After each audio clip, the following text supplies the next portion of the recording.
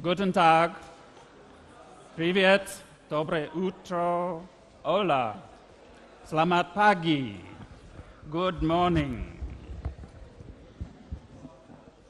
My name is Don Baxter, and I'm one of the co-chairs of the Global Forum on MSM and HIV, along with Othman Malouk from Morocco and Robert Carr from Jamaica.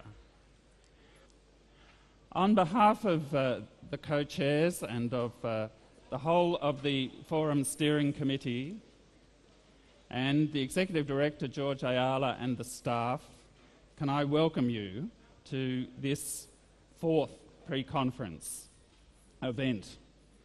The purpose of these events, if I can step through quickly, is really fourfold: to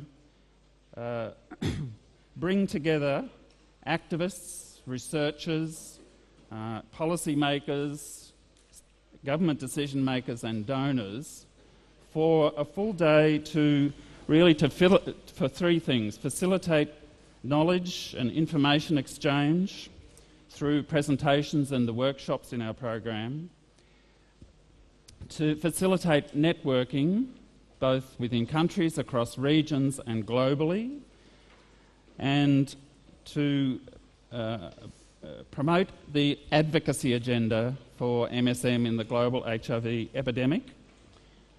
These events assist the steering committee of the forum greatly in assessing priorities, in building agendas, but also we hope the pre-conference also builds skills in advocacy development, and we have some workshops on that in this program.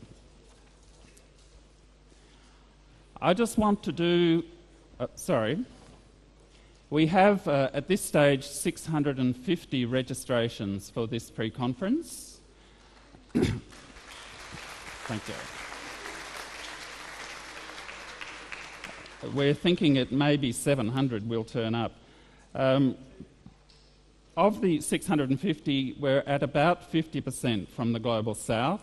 And that's a target we set, and we're very pleased to have met that target. This is the first opportunity, we're aware, for many of you to attend one of these events, and in that context we want to offer a particular welcome to our friends and colleagues from Eastern Europe, as this is the first conference that's been held, if not quite in, at least very near to all of the countries of Eastern Europe.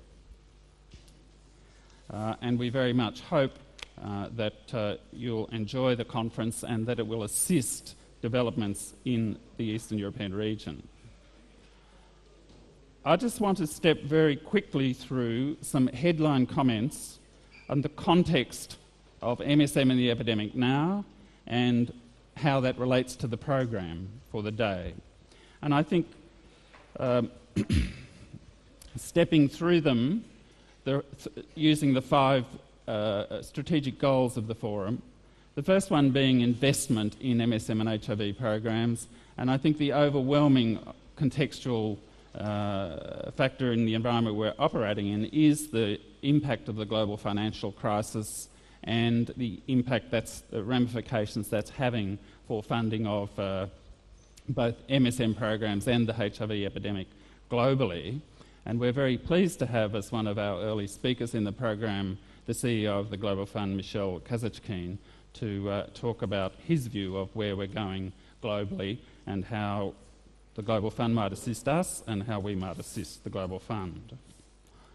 In terms of coverage over the last few years, coverage of programs, I think we have seen some significant increases, usually often funded through the Global Fund, but a range of other donors as well. But nonetheless, we have woefully inadequate coverage if we're going to make a serious intervention in the epidemics occurring in every country in the world among gay men and MSM. And Chris Beyrer, in his overall presentation, will show some modelling about what will happen under various scenarios if we don't get the increased investment and coverage. In terms of knowledge and information about the epidemic and about MSM and HIV, I think we now have substantially more than what we've had, but having said that, we still have some big black holes globally, one of which is Eastern Europe, but also and Central Asia, but also many other areas we need, particularly, I think, more social research and political research. So there's a big agenda ahead there. Our fourth goal is for decreased stigma and discrimination.